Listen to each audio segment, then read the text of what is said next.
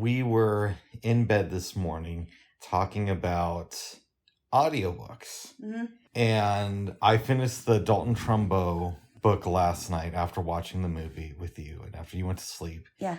And we got on the subject of Ed Kemper. It got me to thinking, Mm-hmm. I don't want to insult your kind, but my kind. Conservatives, and we know I don't believe this, but conservatives love to talk about how they hate cancel culture. And as blind people, I've heard that Ed Kemper, after his mother passed away, he recorded something like 600 audiobooks. Yeah, and I've heard, we both talk about this clip about Flowers in the Attic. And I would have loved to have heard more because he's a really good reader. Now, what he did to his mother was repulsive, okay? Nobody is saying that it was great, that he should be recognized for it. But there's a special kind of art to reading for, especially for blind people. Yes. So and here's my question for you, babes. Yes. We can't get any of those audiobooks because I don't know if Bard won't upload them, but they haven't so far. And my question for you is, do you think that this is a cause that conservatives should get behind? Because in a sense, he's being canceled. That's a good question because people have different opinions on it, right? Mm-hmm. Nobody's going to have the same opinion. I think that these books should be uploaded because, as we've talked about, we can separate the art from the criminal, right? Absolutely. The artist from the criminal. Yes, he is a criminal. He should be in prison. But if he's got some books out there that people would want to listen to, why not? I mean, he doesn't talk about killing his mom in those books. Yeah, and it's just him narrating them. Yeah. So he didn't write these books. He's not making a profit off of them. Not at all. No, we're not. If we listen to the books, we're not donating to a cause that people wouldn't support. It's just, he's just narrating these books. Also, they've already been recorded. Yeah. So put them to good use. Put them to good use. Let the public hear them. I've heard that he's a great narrator. Oh, yeah. But I've heard the clips, but I haven't listened to any books that he's done from beginning to end. And think about this, because we've talked about people who read for the Library of Congress, whether they're volunteers or inmates.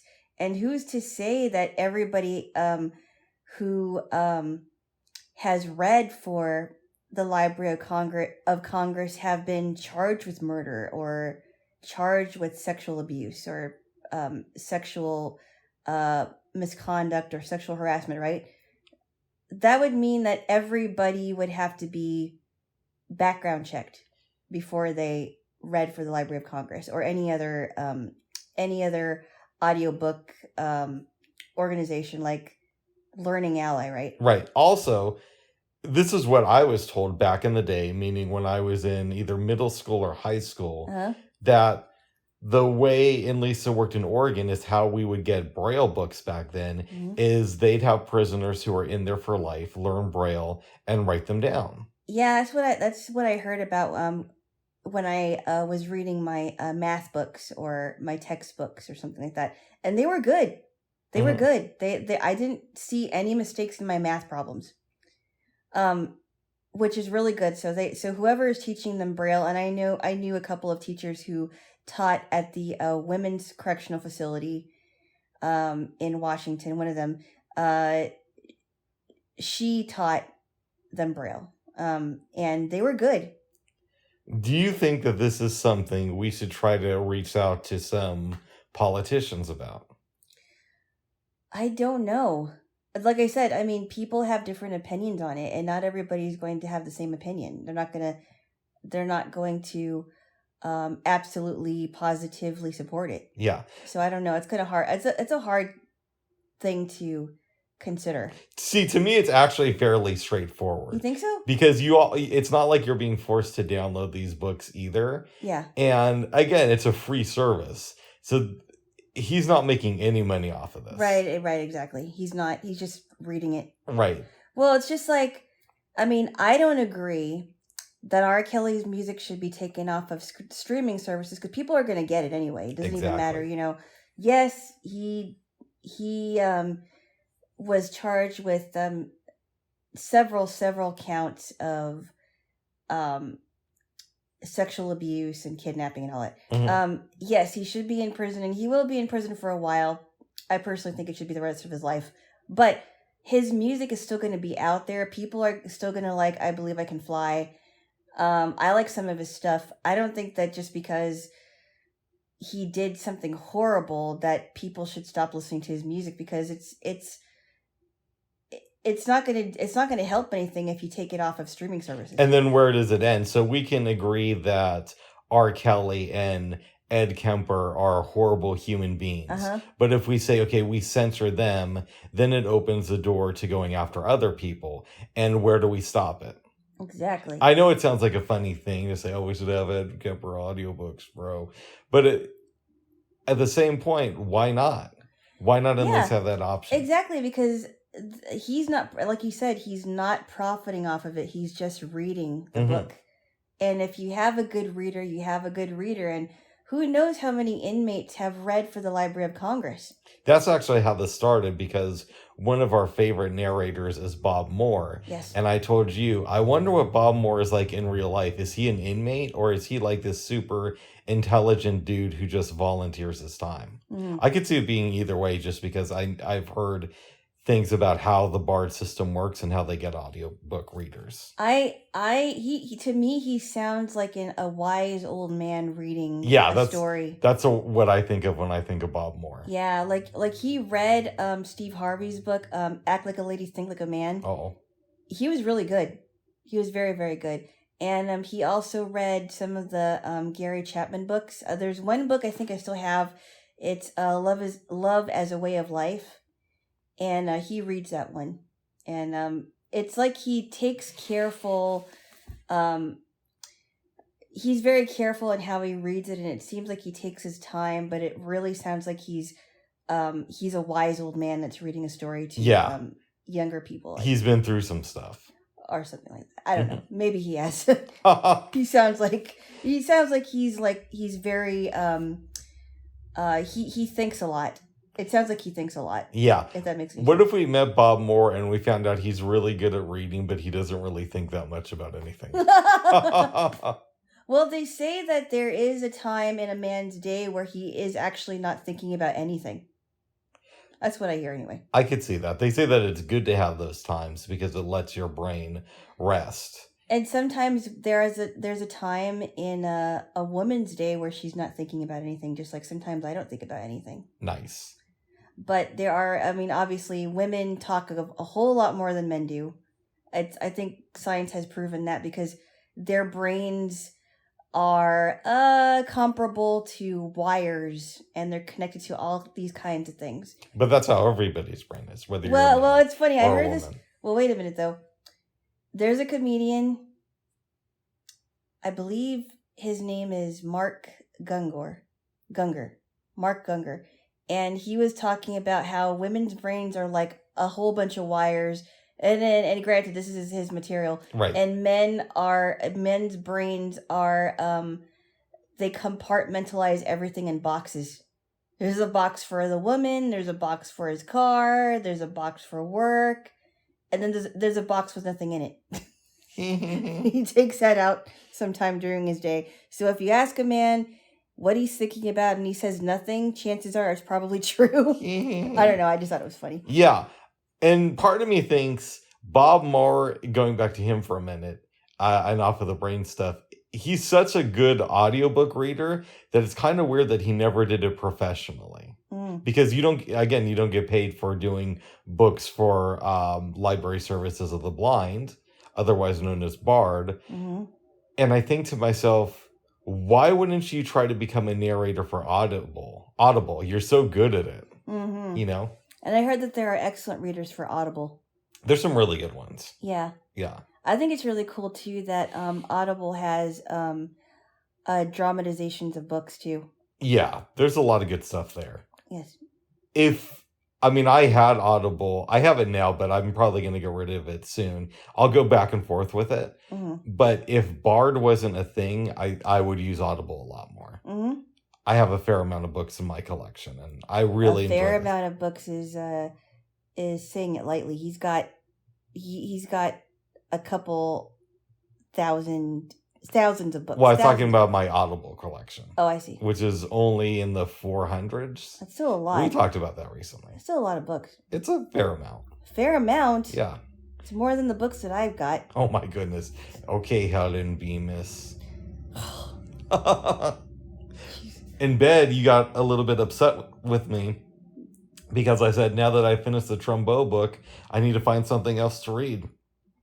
And you're like, Bob's Wellweed and Lolita, and that's good enough for you. No, I just said, why do you have to read 2 or 3 books at the same time when you could concentrate on one for a while and then move on to the next one, just like I do? But if I concentrate on Lolita, I'll be done with it by maybe the end of tomorrow. So you can get another book. Right, but then we won't really be reading it together. I guess I could read it again, but you know what I mean. Honestly, I don't know what to do with you sometimes. Why not? I just don't get it. Oh. I think you're the only one I know. You're the only one that I know who can read more than one book at the same time. I can't do that. Yeah, but it's not that uncommon in my world to know people who are reading multiple books. I mean, I can watch 2 different shows at the same time. You know, go back to one show and then watch another one, then go back to that one and watch another one. But it's not like simultaneously. Are there any big readers in your family? I have no idea, actually. I never asked. I think my aunt reads things on her Kindle. Mm-hmm. My mom reads sometimes. I think my sister reads too, but I don't know. I kind of wonder if I read more than they do. But I don't know. I don't know. I'm not sure. I've never talked to them about that, honestly. How many books did you read last year? I don't know. Uh-oh. I didn't keep count of it. Nice. I read quite a bit. Nice. Yeah. Well, good. I did read quite a bit. That's good. That's good. We only read like 4 or 5 books together last year, but I'm excited to get into some more books this year with you. Oh. But that doesn't mean I'm going to stop reading other stuff. Me too. I might read The Other Westmore next. The Other Westmore? Yeah, I told you about that book this morning. Yeah, I know, but you talked about the 2 Westmores. Or Yes. maybe it's called The Two Westmores. It's either The Two Westmores or The Other Westmore. It might be The Two Westmores, but Bob Moore narrates it, even though he's not really involved with the story. And yeah. I wasn't really that interested in reading it until I saw that Bob Moore did the audiobook. Oh, wow. Yeah, just because, I got to check this out and how he puts his spin on it. Right. Yeah. Interesting. Yes. Jaylo. Yes. You talked with your mama. I did. Tell me. There might be some compromise. I don't know what's going to happen with this, but she said she was going to wait until maybe this Saturday.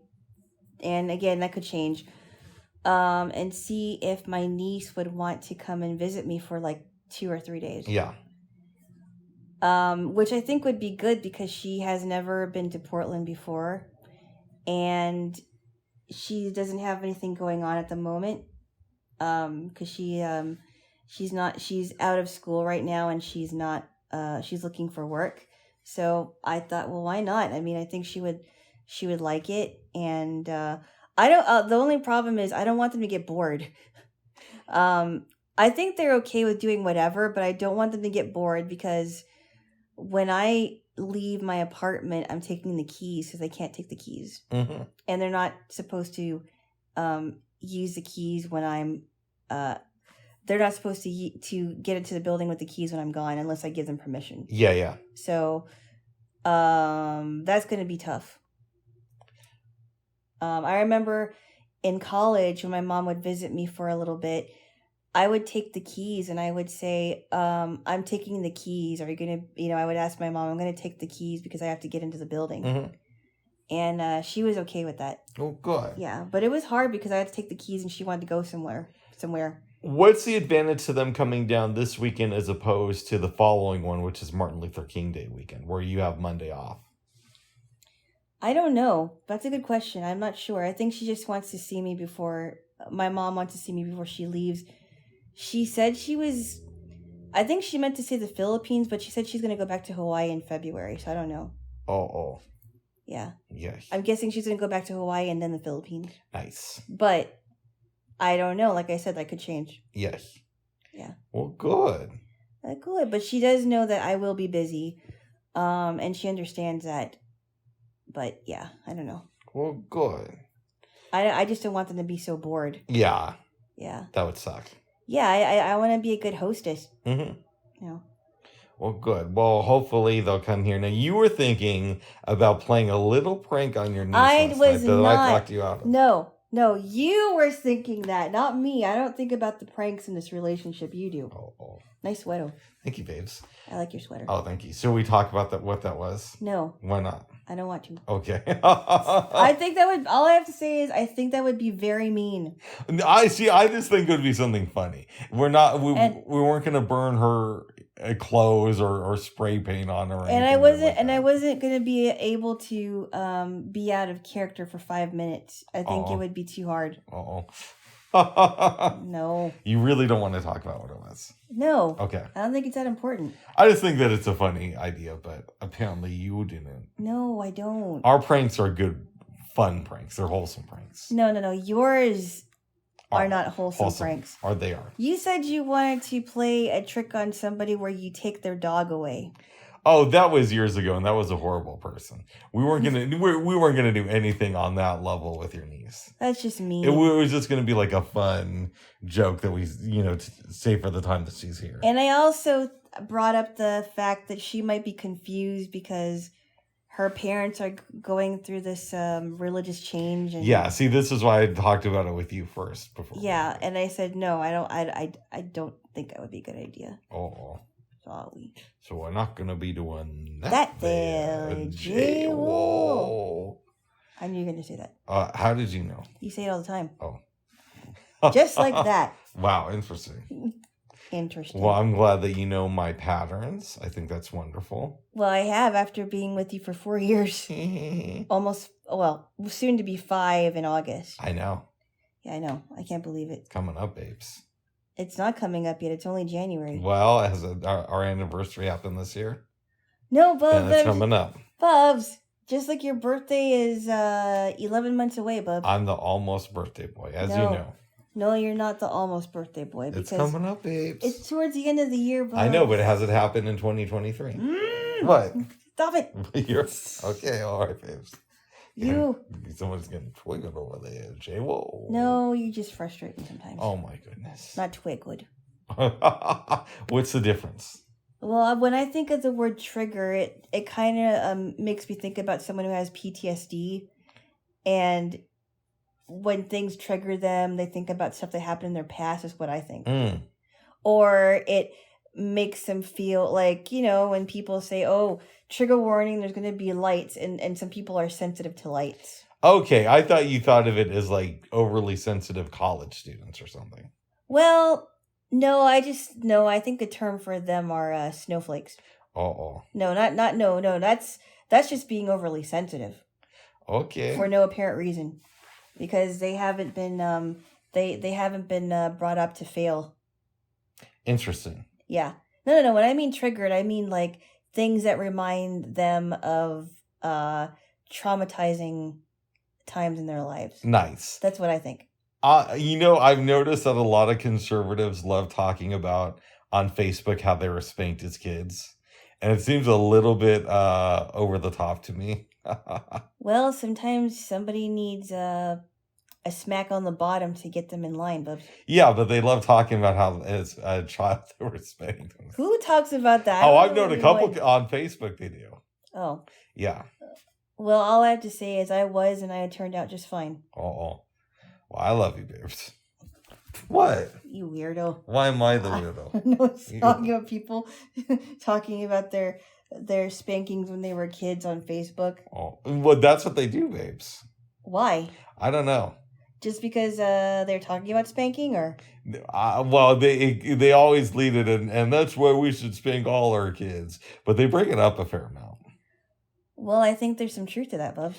Sometimes kids do need discipline. They need discipline, but there's more creative ways to do it. But spanking is not the same thing as beating them senseless. There's a difference, and I think liberals are. This is where their bleeding hearts come in, and they think, oh, we have to protect the children, but they don't know the difference between spanking and beating. And you could You can spank someone without leaving a bruise on them. I actually agree with you to a point, but I think the problem with spanking is that you teach kids that in some situations violence is the answer. Really? And I don't Okay, think that that's the okay, best way to okay, do wait it. a minute now. Wait a minute. You would agree that if a person was being bullied and the teachers aren't doing anything, they have the right to defend themselves, right? Yeah, okay, that's a fair point. See, think about that, right? Okay. That's a fair point. I'll give you that point. No, but I want to further elaborate here, because for people that are supposed to be for people that are talking about kids growing up not to be violent, spanking a kid does not ensure that the kid is going to grow up violent, but telling a kid that you should always talk to a teacher if you're being bullied and never defend yourself is wrong too. Now, I do agree with you that, and there are a lot of libs for real who take that way too far when it comes to that stuff. So I will agree with you on that point. Yeah. Okay, that's fair. That's something that I need to ponder. Exactly. Okay. Yeah, exactly. So, beating a child is not the same as spanking a child and then they get over it. I know, because I've been spanked, and I've witnessed parents talking about spanking their kids, and even witnessed them spanking their kids. So it hurts for a little bit, but the kid gets over it. Oh, yeah. I don't know. I need to think about that, but yeah, you do. I just don't like the idea of teaching kids that violence is the answer. And maybe, and again, I'm gonna contemplate this, but maybe the reason I feel differently about bullying is the bully is going out of their way to use violence towards you, and so you got to fight fire with fire type of thing. Right, but even you would agree that there are times, just like we've talked about this, keeping children away from toy knives or toy guns. I don't like that. They're not gonna. It's not gonna help anything. No. Both you and I would agree. That doesn't mean that this kid is going to grow up to use them in a horrible way. Exactly. But that may mean that this kid is going to grow up to be in the military. Well, not even that. Maybe they just play with toy guns and toy knives, and then that's the end of it. Yeah, that's it. Yeah, or when kids are when, especially boys, when they're in the Cub Scouts or the Boy Scouts, they learn survival techniques, and sometimes they need a gun and they need a knife for that. Interesting. Yes. Nice. So I mean, that could help them with survival in the woods or whatever wilderness they end up in. Good. So so that doesn't mean that little boys and little girls who play with knives and toy knives and guns specifically are going to grow up to be violent people. Yeah, you're preaching to the choir on that one. Yes, absolutely. I just don't know about hitting a child. I just think that's... Like I said, there's a difference. Oh. There is a difference. I love you, babes. Yes. Yes. You know what we never got back to? What? In our personal life was whether or not we were going to go and see Henry Capono. Yeah, I need to talk to you about that this week, because I wish it were on the weekend. Yeah. But it's like in the middle of the week. Oh, so you were intentionally not talking about that with me?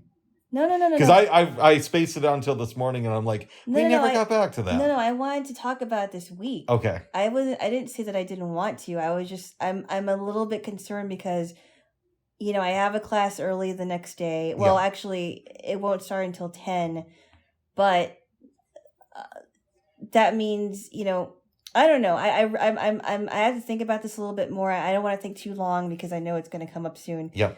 But it is in the middle of the week. And if I didn't have anything that day, I don't know. We need to talk about it this week because I need to make a decision. It's possible that you just send me there as your representative, and I just have a good time without you. Oh, that's an option on the table. I really want to go though because I grew up listening to these people. Oh, I did. They're famous Hawaiian artists. Yes. We'll see. Yeah. I mean, I'm open to going, but you gotta We could possibly, and you don't live too far from the theater, right? I don't, and where I live isn't that far from the commission. It's like a 15-minute walk. Yeah, that's true. So you could possibly crash at my place and then just go to the commission in the morning. And my landlord likes you. I don't know why. Well, because she used to be my manager. Oh, that's true. I remember. Yeah. I introduced you to the whole floor. I just thought it was so funny when. Anyway, I just thought it was so funny when you told me that she was gonna be in your the manager of your building, and I was thinking, she's got to deal with you now. Oh my goodness. I thought it was kind of funny. Yes. So you could possibly crash at my place. I don't know if you want to do that on a weeknight, but that's possible. Yeah, and I was going to make a snarky joke about maybe you have your mom and niece come up later and then they crash at your place and you crash at mine. But they think that you're just like, Pollyanna, so. They never said that. They know that you've been kissed by guys, right? Or your mom knows that you've been kissed, right? Well, of course, if she knows that I have had boyfriends, then there has to be some kissing. Okay, so she doesn't think. And I'm not the kind of person that would not hold their hand until we were engaged or anything. So she doesn't think that you're completely just asexual. No, of course not. Okay, good. She doesn't think I'm a weird person. She just isn't. I just don't tell her a lot of things that happen in my relationships because I choose to tell her the stuff that I want to tell her. Nice. Oh my goodness. My mom doesn't think I'm from another planet. No, well, that's good. That's good. If that's what you're asking. She didn't think I'm a total weirdo. Who never gets in any trouble. Well, she knows that you're not completely saccharine. She knows that I have a life. Good. She, completely saccharine. When I think of saccharine people, I think of people that just don't do anything. And they're very careful. I think of people who watch the Hallmark Channel all the time, or what used to be Fox Family. Yeah, and they just ABC Family. They try to always look at the good stuff, and I mean, there are things that I don't want to surround myself with for sure, because I know about that stuff. But the people that I think about are the people that have been so overprotected that they've never seen it. Yeah, they've never seen it. Good. Someone that's never watched a rated R movie in their life. Yeah, your mom knows that you do that. Yeah, she does. Oh. Yeah, of course. She knows I've, she knows I've got a life. Nice. Well, I'm proud of her there, Jaylo. Yeah. Yes. Oh, goodness. Yes. So we'll go back to Henry Capono later this week. And Keola Beamer. And Kilo Beamer. Keola Beamer. I was going to say Kilo Beamer sounds like a weird drug thing. Or a weird car. Yeah. No, it's Keola Beamer. Keola Beamer. Yeah. And his brother is Capono Beamer. Oh. Yeah. Nice. Funny because his brother's name is Capono. Yeah. Yeah, that is funny. Yeah. Yes. Good stuff, babes. Yes. Good stuff. Yes. Babes. So, Jaylo. Yep.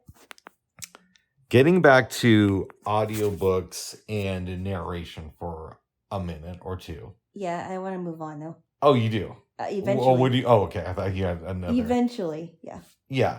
And we don't have to go down the Bob Moore rabbit hole or anything like that. But I'm wondering, how do you handle it when you get a book from Bard where the sound quality isn't that great? Do you keep listening to it, or is that when you think to yourself, it's time to go to Bookshare? I have never had that problem. I'm surprised. I have never had that problem yet. Because it sounds and keep in mind, I only have an iPad right now as far as Apple devices go, but I've never had that problem. And even when I downloaded onto my Victor Reader Stream, I never had a problem with it. Interesting. Yeah. Well, that makes me feel good. Good. Yes. Yeah. Yeah, I've never had that problem. Well, I'm happy for you there, little Jay. Oh my goodness. How are you feeling about starting classes in a couple of days? I can't believe it's a couple of days. I feel like it's been building up. I just, I got a text from somebody reminding me that it's happening and giving me an invite, and I had to text them back, and I'm excited. it kind of feels like the first day of school is coming up, even though it's not quite in that situation. I could see that. But, I always feel a little bit anxious and excited and nervous at the same time. Because what if there's somebody that rubs me completely the wrong way? Yeah. Or what if most of them are really cool people and, our personalities go well together? So it's a mixed bag of emotions for me. I'm excited, I'm anxious, I'm nervous. That's fair. Yeah. Yes. Yeah. Well, Jaylo, we always talk about what I want to discuss. What are some topics that you want to visit?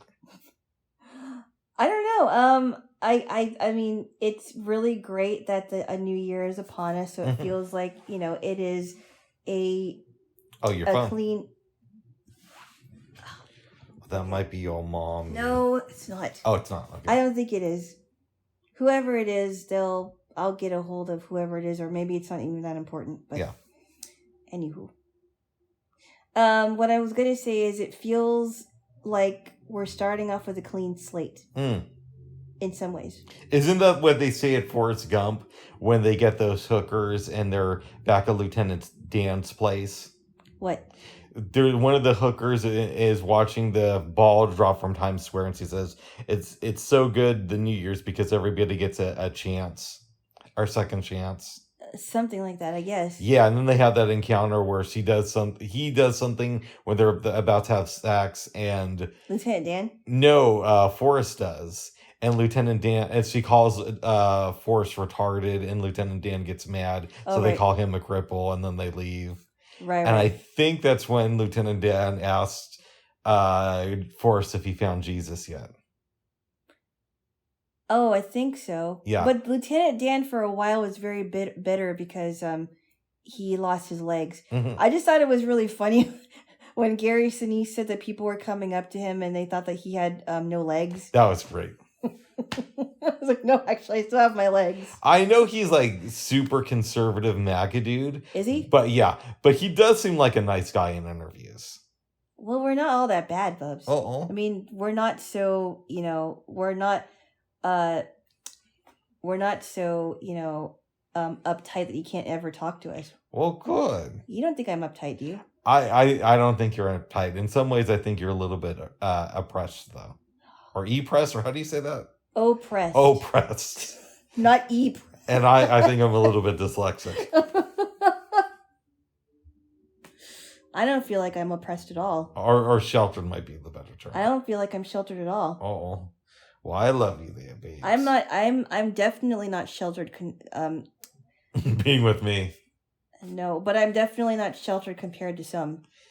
Yeah. But then they say you shouldn't compare yourself to other people. They say that, but I don't know. It's hard. Well, it's hard not to. But when it comes to like ability and talent and work ethic, it's not a good idea to do that because you're always going to feel inferior to that person.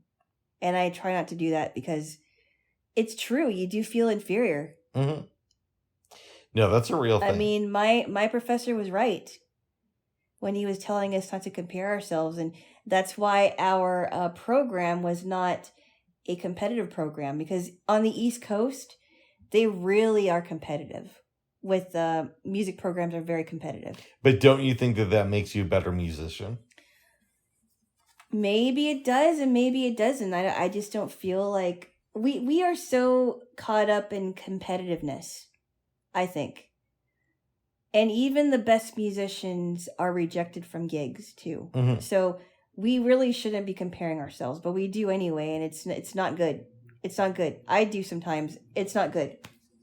It just makes you feel worse about yourself. It makes you feel worse about your abilities as a musician or whatever it is, a sports person or whatever. It's not good. And a lot of people are so stuck on that. That's true. Yeah. Yes. It's just unhealthy. It becomes unhealthy. Oh. Yeah. Well, good. Are interesting. Yeah. Yes. I was listening to Neil deGrasse Tyson when you were in the shower this morning. Of course. Oh. Well, actually. That's a good thing. And he was talking about the length of the day. And this is my interpretation of it, is that it actually varies a little bit depending on the time of year. And that the 24-hour cycle that we use is like our, it's just like a number that we can round to. So some days, he says, are like 23 hours and 56 minutes. I forgot the specifics, but it was kind of interesting. Really? I don't Yeah. know. Does that stuff ever, do you ever want to study stuff like that? I don't know.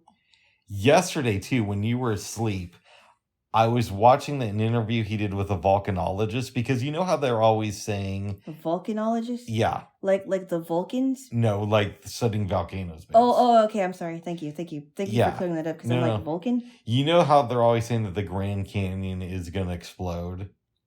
No, I never heard that. No. Oh, I'm surprised. No. And that we're near an explosive event. It's because it's exploded before. Like, I think they said The like... Grand Canyon did? Yeah, like 70,000 years ago. So it erupted. Yes, it did. And it sent out rock, fully formed rock instead of ash, that I think was like 6 miles long. Oh, wow. I'm sure I'm getting that wrong, but it was something crazy like that. So Neil deGrasse Tyson asked a volcanologist, because he's not a volcanologist, hey, how concerned do we have to be about something like this happening now? Mm-hmm. And the lady he had on basically said, if something like this was going to happen, we'd have a lot of warning. And you got to consider volcanologists they're in the business of warning people, so they're super cautious. Mm-hmm. So if this was something that was going to happen, they'd be all over the news. So she said, at the earliest, it's probably going to be a couple hundred years before it erupts. And even then, that doesn't mean it's going to be as crazy as it was back in the day. Because mountains have erupted before. They think that it might have been, and I hope I'm getting this right, I'm probably not, but a combination of like meteorites and a volcano erupting that killed off the dinosaurs. Yeah, I don't know. I have no idea. I don't know. I remember there was a volcano that erupted just recently, and I forgot. I think it was Mauna Loa. Yeah. But I don't think it caused as much destruction as Kilauea did. Yeah. And that was crazy. I'm glad that your family was not affected by it, because you said they were living on a part of the Big Island that was not affected. Like, they weren't in Hilo, right? Exactly. Yeah, because Hilo has the Volcanoes National Park. Yes. Which I've been to a couple of times. It's a really cool place. Yeah, but it's interesting that like a volcano could explode and like just destroy humanity. And they think that at some point there was a super volcano explosion like that, and our species dropped down to like less than 10,000 people. I've heard estimates as low as 70 people, but I don't know if that's true. What volcano is it? I forgot. I think it's one in Asia, and this was a couple 100,000 years ago. I remember hearing about Mount Pinatubo in the Philippines that erupted. When was this? I think it might have been in the 90s. How many people did it kill? I really don't remember. Because I was much younger when this happened. Can I ask? You can ask. Alexa, when did Mount Pinatubo erupt? Mount Pinatubo has 6 recorded eruptions in 1993, 1993, 1992, 1991, 1050 BCE, and one more since 3550 BCE. Okay, so most of them happened between 91 and 93, but there were some earlier eruptions a long, long time ago. Yeah, Alexa, did anyone die in the Mount Pinatubo eruption in 1993? 14 people died in the Pinatubo volcanic eruption in 1993. Only Wow. 14. That's pretty good. That is pretty good, yeah. Yeah. Yeah. Are you at all interested in volcanoes and them erupting and how it could set back humanity? I try not to think about it. I try not to think about it, because if I keep on thinking about these things like that, it's going to really make me a lot more fearful. Interesting. Talk. Yeah, it's Neil deGrasse Tyson makes science fun, and I don't think that schools necessarily do that, which is unfortunate. Yeah, I mean, there were kids in my school that really enjoyed science. Like, I did have a life science teacher when I was in 7th grade, and he made it really interesting, actually, because he was talking about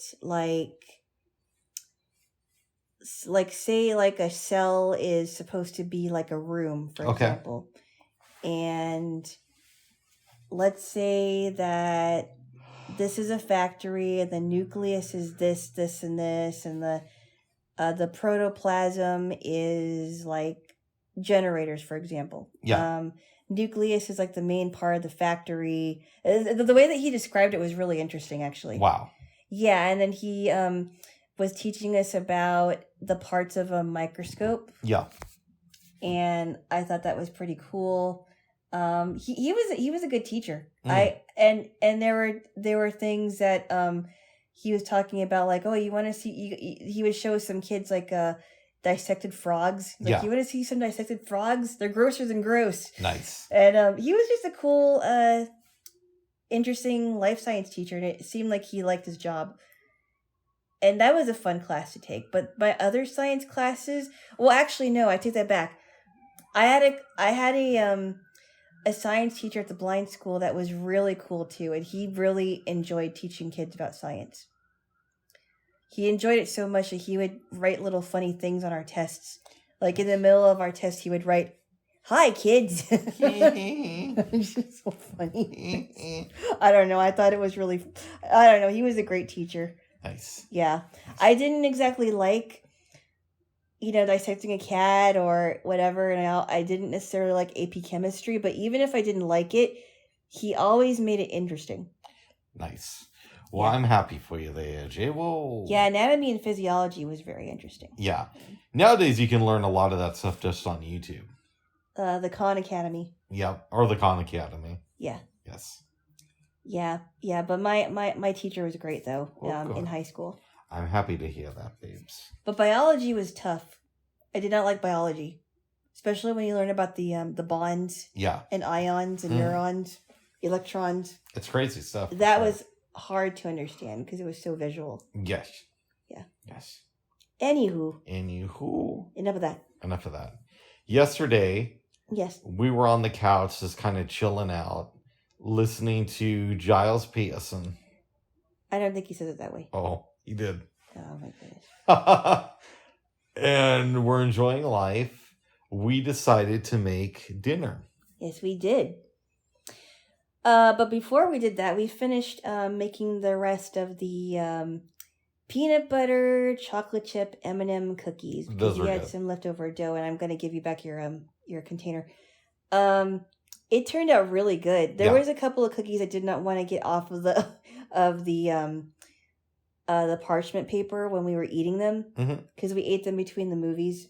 They were really good. They were. And we made a yummy, yummy, yummy green bean casserole.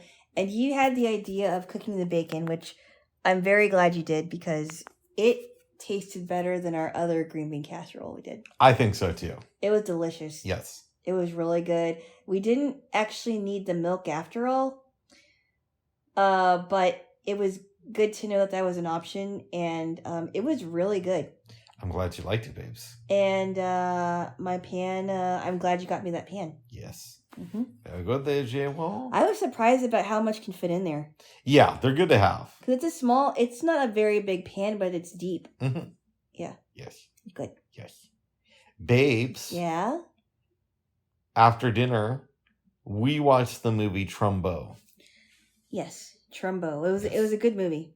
But we did have some questions about whether some of the things that were in the movie were actually accurate. Yeah. It didn't seem like it cared that much about reality. Mm-hmm.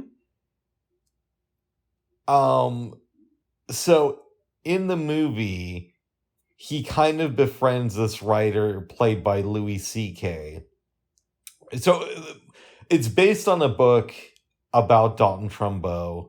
And the guy who wrote the book actually spent a lot of time with Dalton Trumbo and his family in the early 70s. I'm thinking like 73 to his death, roughly around that time. And that's a book that I finished reading this weekend. There's a focus mainly on his time being involved with the Blacklist, right? Uh-huh. He kind of befriends this writer played by Louis C.K. and the book, or the movie rather, makes it seem like this guy is this high moral person, Exactly. and he's sort of like the heart of Dalton Trumbo. Right, exactly. The guy gets cancer and dies sometime in the 50s after they were in jail. Right. Now, if I remember correctly, there was somebody in the Hollywood 10, who I'm assuming the character was based on, who died of cancer, but he died when they were in prison, not afterwards. And the book didn't make it sound like Dalton Trumbo and this guy were like super, super close or anything. Mm-hmm. So that was disappointing. Yeah, because even Louis C.K.'s character, I think his name was Arlen. Yeah. I think he was saying, is there anything you want me to do? Do you want me to help you with anything? Because he was falling on hard times, and he goes, "You don't even like me." Right. Why are you doing this? You don't even like me. And the book also makes it seem like there was a feud between Trumbo and Hedda Harper. Now, I'm sure that she probably wrote some disparaging things about him. Yeah. But the book doesn't make it seem like it was that like big she of was a villain feud. or something. Yeah. Like she's not, I don't even know if she's mentioned in the book, to be honest. Wow. So that's kind of strange. Yeah, and what else? Like I don't think there was. You told me that he didn't have a conversation with his daughter about what it really means to be a communist. Well, I mean, they had conversations, and the daughter said, or his kids rather, said that he was very open about the situation, but it wasn't like it was in the book where he said, "Would you, if one of your classmates was starving, would you give him some food?" And she's like, "Yes." And he says, "Well, that makes you a communist." That actually doesn't, but yeah. No. There's more to communism than sharing. It's a little bit more complicated, but it's Hollywood. Right. They like to fabricate things a little bit. Exactly, yeah. Yeah. And the book also makes it seem like he was a horrible dad, and his wife and him have issues. Now listen. Oh, the movie you mean? I'm sorry, the movie. The movie, not the book. Sorry. I'm sure that their marriage wasn't perfect and that he had problems with his kids on occasion. But from what I've read, he had a relatively good relationship with his family. Yeah, and in the movie though, I mean, there was that scene where he was in the bath and it was his daughter's birthday, and it seemed like he forgot that he even had a daughter, and he was saying, when I'm working, you knock, and she commented, and she says to her mom, he always has to be right all the time. How can you live with that? Mm-hmm. And it seemed to me like there was some tension between her and her father until they came, they came to an agreement. He goes to a sit-in. Yeah. And they have a discussion, and it felt very Hollywood. It did. It felt like this is the scene you're putting in, so one of these actors will get nominated for an Academy Award. I know. But according to you in the book, it sounded like they didn't have all these riffs, really. Yeah, I mean, the daughter was very active politically, but so was Dalton Trumbo, and it didn't really touch on him moving to Mexico, the movie, and what that experience was like for him.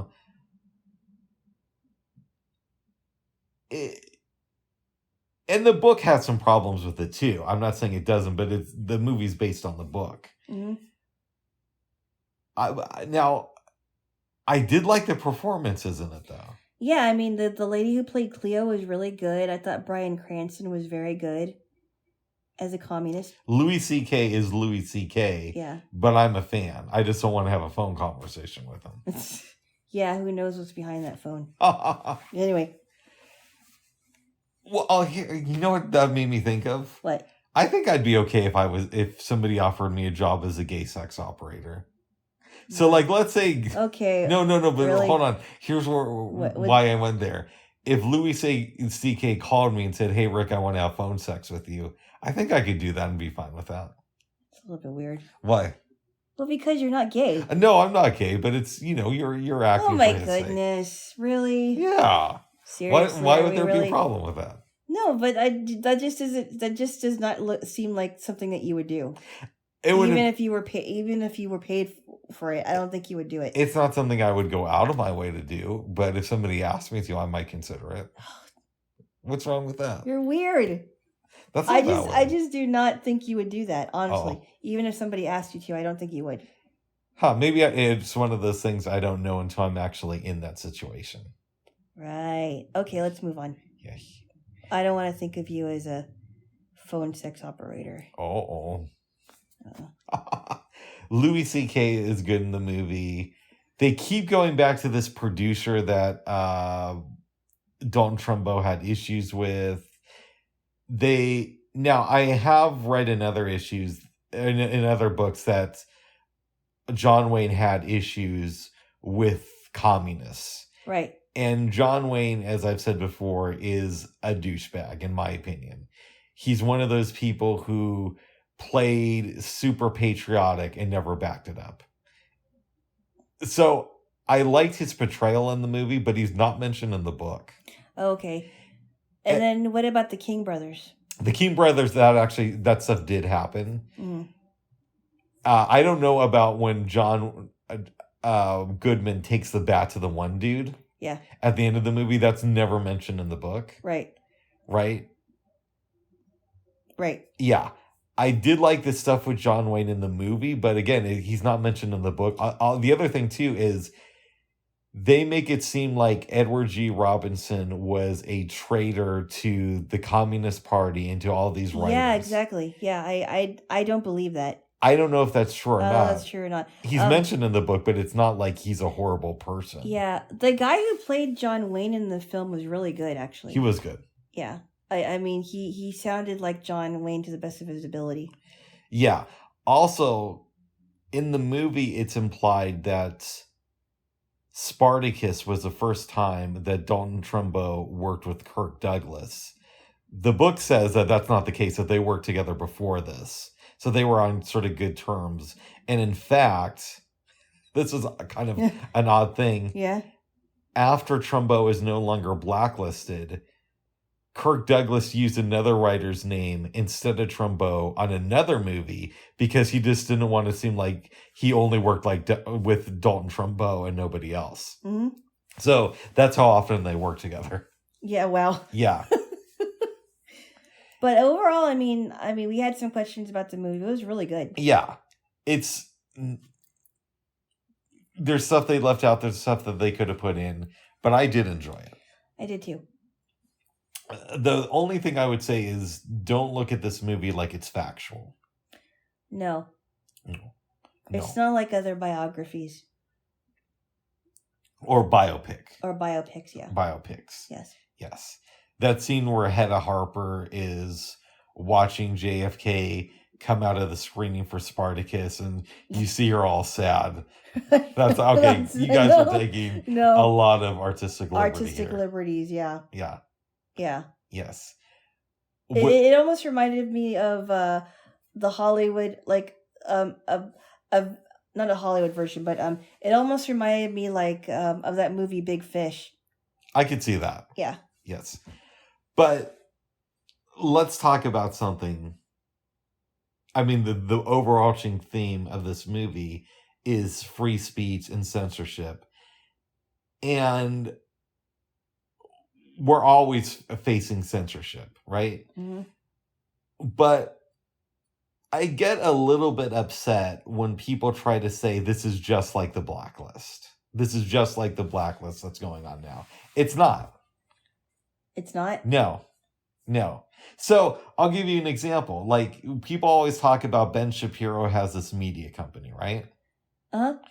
Why couldn't, let's use Louis C.K. for an example because Louis C.K. was canceled.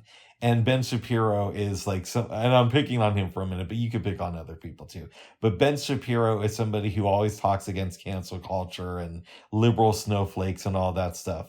Well, why couldn't he pay for Louis C.K. to put out a comedy special? Maybe he never thought about it. Maybe he's not a Louis C.K. fan. Yeah, but it's like, or why couldn't Newsmax pay for that? I don't know. Maybe that's just not what they. I mean, why do they have to do that? No, but I'm saying you're spending billions of dollars talking about how cancel culture is a thing. Yeah, instead but of you doing have that. to understand, though. Okay, they really do feel like, Ben Shapiro. I know he has a media company, but he's been canceled for speaking at from speaking at events, and I don't know. I mean, maybe he's not a fan of Louis C.K. Maybe, I mean, you always keep saying to each his own, right? Yeah, but I'm picking on Ben Shapiro, but again, it could be Newsmax. It could be One American News Network. I've noticed that all these places will talk about how bad cancel culture is, but they won't necessarily fund projects by people who have allegedly been canceled. So why don't we see a new version of the Garrison Keillor show produced by Ben Shapiro? Instead, we'll hear Ben Shapiro complain about how Garrison Keillor's been canceled. I don't know. I don't when he has know. the resources to do something about it. I don't know, but I mean, I will say this, okay? Yeah. There are some conservatives that I think are whining more than they are doing anything. Like, Yeah. I like what Mark Levin has to say. I agree with pretty much everything, but his problem is, and I'll pick on him for a minute, he whines and whines and whines, and I'm like, look, if you're upset about this, why don't you do something about it? And something that would affect both sides of the aisle instead of whining and complaining. And I'm picking on Mark Levin because he's one of the people that is just the most whiniest conservative I've heard of. And so, you know what I mean? And in some ways you're right about that. But I just think that, Mark Levin has written a lot of books and has spoken at places. He should do something about it on his show, at least. Yeah. At least bring something up that people should really think about it and then do something. Yeah. So I think in that sense, it's a little bit different from what happened to the Hollywood 10, because the Hollywood 10, they didn't work, but people in a position of power, at least publicly, weren't saying these people need jobs. They were just, they might say something slightly in support of them, but they wouldn't go as far as people are going now. And it's a little bit disingenuous now when people talk about cancel culture and they compare it to the Red Scare. Well, I guess that would be my hot take. Yes. Yeah. Well, and here's what I think about the whole Red Scare thing. I do not agree with communism. I've never been a communist. I've never supported communism. I think it gets a little bit trickier when someone is running for office and they say that they're a communist. Okay? Because it's one thing to say, "Hey, I'm a communist, but I'm not active. I don't have a position in politics," right? Because communism affects how the country is run. And if most people don't want that to happen, then that's going to be a little bit tricky for the politician who's running in communism. See, I look at it like, let that person run. And if we believe in the citizenship, then the citizens won't vote that person into office. I personally think it would be interesting to have some more communists in political office. Now, does that mean that I want a communist to be president? No, but it would be an interesting shift of power if we had members of the Senate who were open communists. Well, I don't feel comfortable knowing that a Democrat senator was a part of the Klan. So, I mean, I don't know how he was voted in, to be honest. You're talking about Harry Reid? No, Senator Byrd. Or Robert Byrd. Sorry, not Harry Reid. No. Harry Reid was not a part of the Klan. Yeah, I got that mixed up. Well, one, Robert Byrd is dead. I would invite you to consider that. And also, yeah, I know, but I mean that's an example I can think of. And we would also like to say that Strom Thurmond was very pro-segregation, even though he had black kids. Oh, that's interesting. Yep. He adopted them? No, he had black kids with the maid of his dad. And when Strom Thurmond was a very popular Republican senator.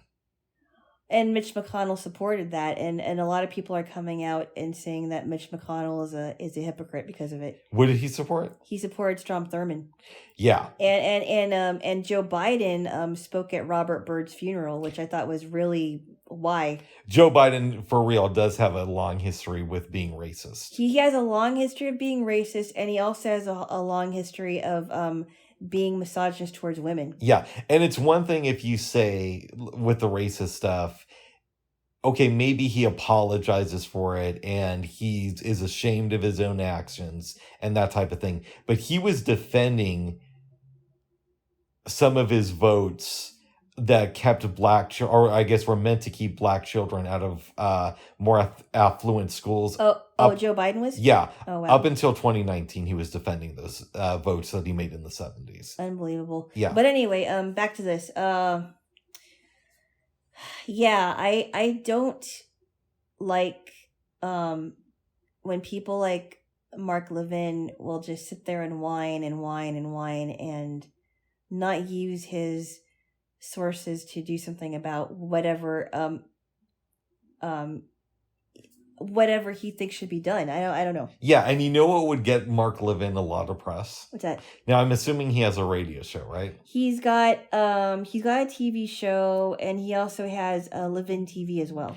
Okay, does Sean Hannity still have a radio show? Sean Hannity does have a radio show, and he has a show on. He still has a show on Fox. Okay, you know what Sean Hannity should do, babes? Yeah. And Mark Levin, we're done with you, bro. Well, Mark Levin has been on his show several times. Yeah, but in Sean Hannity, we're not exactly big fans of you either. But we're gonna give you some free advice. All right, Sean Hannity. Instead of just talking about cancel culture and lying all the time, what if you put your money where your mouth is and you say, I think it's horrible that Louis C.K. has been canceled and all this stuff. So you know what we're going to do starting next week. And we encourage all people who detest this type of thing to tune out, but also let your friends know how we're fighting cancel culture. 1 hour a week. We're going to let Louis C.K. come on my show and take over and have phone sex with some of our listeners. It's a little bit weird. Why? I don't know. Well, because it's a political show, Bubs. It's not... Yeah, but this will show that you're against cancel culture. We're going to call it Freaky Friday. Ugh. The last hour of the show on Friday will be Louis C.K. having phone sex. Bubs. What? Weird. Why? That shows that you're against cancel culture. Ugh. What? Goodness. Wouldn't that be interesting? They don't have to defend Louis C.K. if they're not a fan, Bubs, because some people are not a fan of Bill Maher or Louis C.K. No, but you know what I'm saying. Well, why couldn't Bill Maher do it? I mean, they're both comedians. Because Bill Maher doesn't have a radio show. Sean Hannity does. Well, no, he has a. Doesn't he have a TV show still? He does, but that's not the same as having a radio show. What are you gonna do? Bring on? It's not gonna be as visually interesting, babes. What? Bubs. Oh my goodness. It's more of a sound. It's more of a sound thing, phone sex. So oh my goodness. This is what I would do, babes. This is what I would tell. That's why you should never be in charge of a radio show. I would encourage Sean Hannity to do something like that. You squeeze my nose. Wouldn't that be fun to listen to? No, I don't want to listen to some middle-aged guy having phone sex with whoever calls in. See, I will tell you this. What? That might actually get me to tune into Sean Hannity. Bubs! What? Weirdo. What? No, stop it. Bubs. What? Oh my goodness. Oh my goodness. I don't know. You're strange. Oh, wow. Well, I love you, babes. Well, I love you, you weirdo. And censorship, cancel culture, whatever you're going to call it, is going to be around with us forever. It's just that sometimes it feels more prominent than it needs to. No, but you said that you thought that the extremes of it were going to be... Yeah, that's what I'm saying. The extremes are going to go away, but you're still going to have issues with it. I don't know that the extremes will go away. I don't know. I don't see it ending. I think it's going to be a never-ending battle. No, I'm saying it's a never-ending battle, but there are certain times in history where the extremes are very prominent. And I think that aspect of it is starting to die down.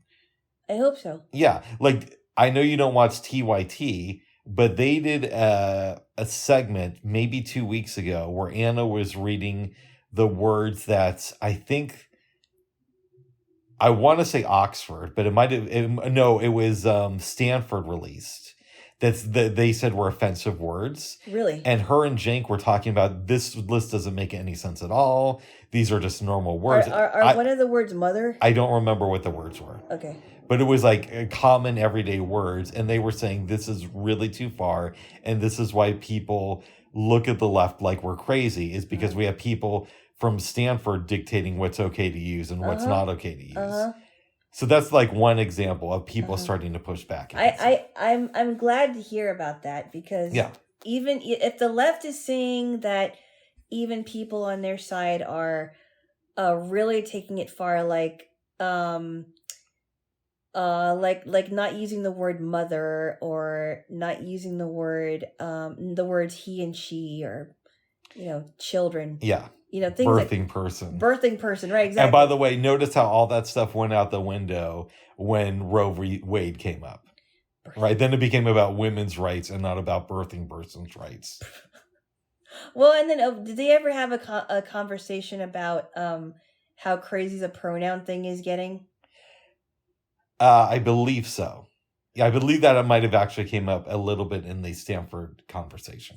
See, this is exactly why I don't know that it's going to last very long, because it's going to affect everything. Like, especially if you write songs, if you're really into music, they're not going to say girl anymore, right? They're going to say non-binary, binary. They, they, them, us, whatever, he, him, his. They're gonna replace boy, girl, woman, man with that. I hear you.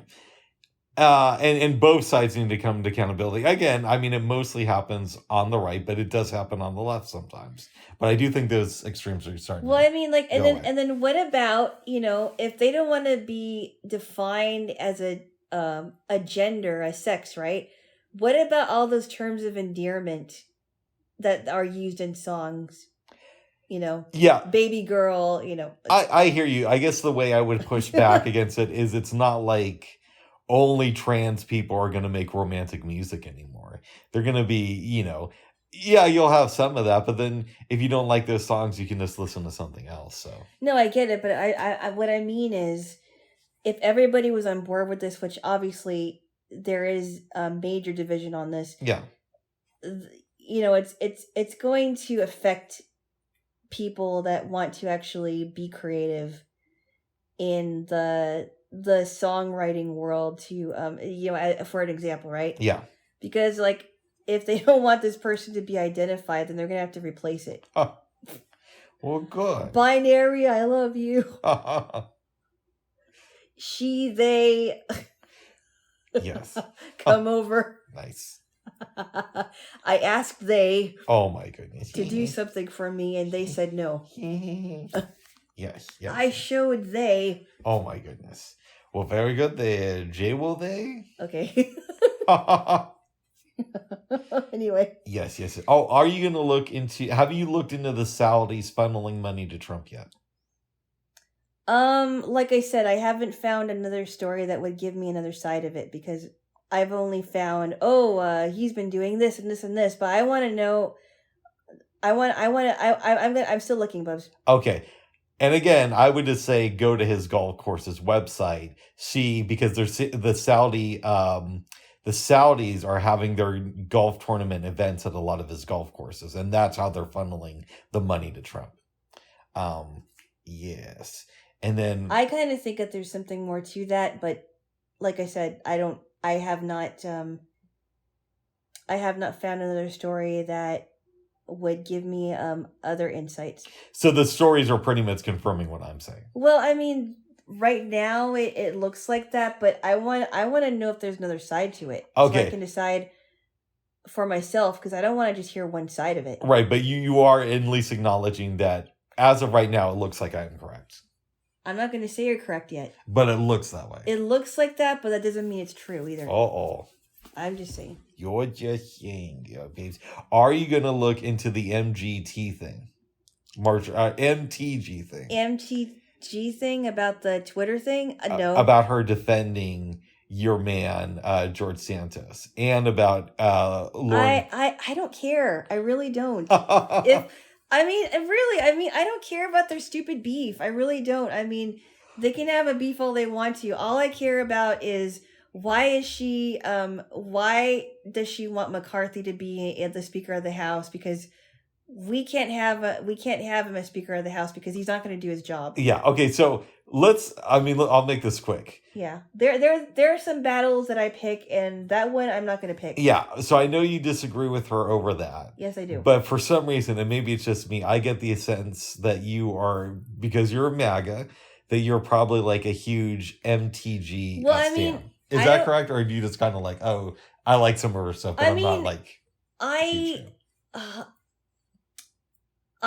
a lot... There's a lot of things that I do agree with her on, but I'm not saying that there for sure that's something I disagree. If I do find out for sure that she said some anti-Semitic things, then I can't be an all the way supporter, of course. Okay, good. And Lauren Boebert is saying that she said those things. Right. So it's not like a lib like me saying. But even Lauren Boebert, I was disappointed that she went back on her joke that she made about Ilhan Omar, which actually was true.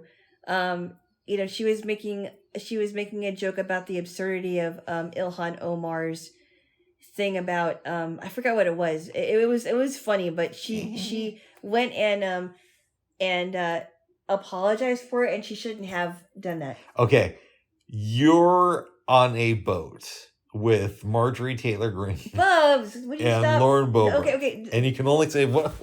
Stop it. If you know my question. No, I'm not going to answer your question because I don't know how to answer it. Okay. Bubs. Why? I was just curious, babes. You always give me these weird scenarios, and I'm like, how am I going to make that decision? I tell you what I do. I'll push them both over. But babes. I'll push you over. Oh, give me a kiss. No, I love you, but Okay, give me a kiss. Somebody has to go. Give me a kiss. Jaylo Taylor Greene. Oh, jeez. Why do you have to put Jaylo in front of everything? I don't know. Anyway. Babes. Yeah. After Trumbo. And after the cookies. We watched the movie Bottle Rocket, which I'd never seen before. No. It's basically, the premise is about these, I think it was 3 guys it started with. Yeah. Bob, Anthony, and Dignan. Yes. Jerry Dignan, to be exact. Yes. And Dignan is the really dumb one that was in a mental institution for a while. I think him and Anthony were both in one. Yeah. They were in an insane asylum, pretty much. And Dignan gets them to rob a bookstore. Of all places, yeah. And they go on the run. And Mr. Henry is supposed to be their boss, like their Dignan's crazy boss. Dignan's boss, I'm sorry. Yeah. He's supposed to be their crazy, or his crazy boss rather. And they're trying to get him in on this, and then in the process, while they're staying at these motels, or a motel, right? Mm-hmm. Anthony falls in love with the cleaning lady Inez, and she is fluent in Spanish, and she doesn't know. Well, she knows a little bit of English, but she's fluent in Spanish, and he needs a interpreter. Yes. It's kind of about their misadventures, trying to be a part of this crime team, I guess. This, in the best way, is a 90s film. Yeah. You know what I mean? It when I watch it, it feels like it's 1996 again. I don't think this film would get made today. No. But it got made then. And it has some of the 90s cliches, like Dignan misinterpreting something that the interpreter told him. Right, exactly. Yeah. Yeah. There's some stuff like that I'm like, okay, Yeah, I don't like that because it feels too like on the nose. Yeah. But you'd see that in movies today still because people are not creative. What I thought was really funny was when Inez told I forgot what his name was, the guy that spoke Spanish to her, to tell Anthony that I love him, and he goes, "Hey Anthony, I just want you to know I love you." Or I'm sorry, tell he told Dignan, or I'm sorry, maybe I should get this right. Inez tells her friend to tell Dignan to tell Anthony that she loves him. And he said, "Hey Jerry, I just want you to let Anthony know that I love him." I was literally just talking about that scene and how it was too on the nose and cliche. Oh, I'm sorry. Were you not paying attention? Well, I wasn't sure which scene you were talking about. Oh my goodness. No, I didn't know, Bubs. I really didn't. All right. Bubs. Give me a kiss. Don't make fun of me, Bubs, or I won't kiss you. Well, give me a kiss then. No. Oh. Mm. I didn't know which one you're talking about. I'm sorry, Bubs. No, I really didn't know. Okay. I enjoyed this movie, though. I thought it was a lot of fun. It's definitely something that is not a deep movie that you can enjoy. Yeah. Dignan reminded me of a bunch of people I've known throughout the years. Mm-hmm. Friends of my mom, friends of my dad, people Your I've friend. known. Yep. I like at the end of the movie they have this robbery and they did not plan this thing out enough. And you made a comment that it seemed like one of your friends that was in charge of the robbery. Yes. And I thought that was hilarious. And right before it, Dignan's boss says, "Hey, maybe I should help you with this," and Dignan turns him down. Basically, yeah. Things go awry. Dignan goes to jail. And it's like, isn't it funny that I was in a mental institution and now I was in the nut house and now I'm in jail? They go to visit him, and at one point he's telling the guys, "Okay, here's how we're going to break out," and it turns out that he's just joking with them. I would not like to hang around with any of these people in real life. No, not exactly. No. Maybe Inez, but everybody else just seems a little bit too much for me. Yeah. Having said that, I like watching movies about these types of people. Yeah, Anthony. Well, so what I thought was really interesting was that his sister Grace was much younger, like she was in elementary school. Yeah. So I don't know how old this Anthony guy was. I'm guessing he was probably in his early 20s or whatever. Yeah. Yeah. It was good. I enjoyed it. Yeah. I like the guy that was Inez's interpreter. Yeah. It may be obvious, but it made me laugh. No, I did like the scene with them and the interpreter when the interpreter's trying to do dishes and he has to keep, telling Anthony Inez, what's going on. Yeah, and then he was like, she said trash, paper. He's like, I don't know, it sounded better in Spanish. That's great. And then how he was calling up all these places and he got that the interpreter on the phone and he finally calls this one motel and he says, "Can I please speak to Inez?" No, he's calling the hotel, but he's calling different departments. Different departments. I'm sorry. Yes. And she finally finds him. Or she finally finds him? He finally finds her. Okay. I love you, babes. Bubs. I'm sorry I fumbled over my words. I'm not perfect. Okay. All right. And you know what I'm also not dyslexic, Bubs, so don't even think about it. Let go of my hand, please. If you promise not to tickle. You promise? Bad boy. I'm the good boy. You promise not to tickle? I'm not guaranteed. There is no guarantee that I'm going to promise you that I won't tickle you, but I won't tickle you right now. Okay, well, that's something. Babes. There are no guarantees, and I'll go back on it. Oh, my goodness. Anyway, I'm just kidding. Yeah, we enjoyed this film. Very good. Would you recommend it to your family? And if so, how do you sell it to them? I'm not going to sell it to them. Okay. I don't have to sell them everything. Okay. Bubs. Would you tell them to watch it? Maybe I will. Would you watch this movie with your niece when she comes to visit? I don't know. She might not like it. Oh. Maybe she will. I don't know. Yeah. My mom might like it. Nice. But I don't know. Yeah, these guys seem like complete, low lifes, but maybe a low life isn't the right word. They're just like They have no direction, Yeah. especially Dignan. Yes. He's just crazy.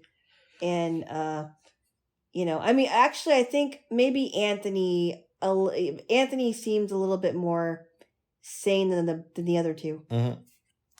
Very good there, Jaylo. But, anywho. Yes. Yeah. And you never see Grace again. No. Yeah. Yes. Well, babes, did you have any dreams last night? Yeah, I had two weird dreams, actually. I had this dream that I went to get this professional massage from this lady, but I was wearing a bathing suit. Oh. And because I didn't want to get naked because I felt really self-conscious, and she's like, well, I did massage women that were naked, and I also noticed that a lot of them were pierced down there. I'm like, well, that's definitely not me. Nice.